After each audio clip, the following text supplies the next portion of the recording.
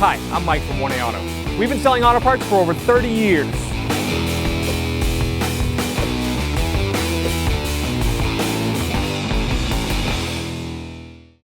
This is a very good example of why you should always wear gloves when you're changing headlight bulbs. If you touch the bulb by accident with your bare fingers because you have oil on your skin, you can cause the bulb to fail prematurely.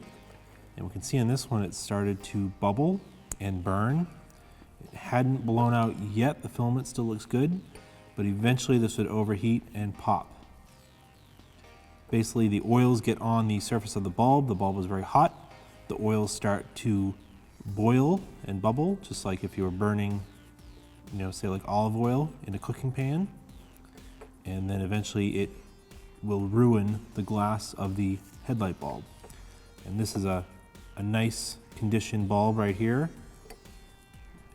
It doesn't have any burning or anything, so when we install this bulb, we will make sure to wear some gloves. Thanks for watching. Visit us at 1AAuto.com for quality auto parts, fast and free shipping, and the best customer service in the industry.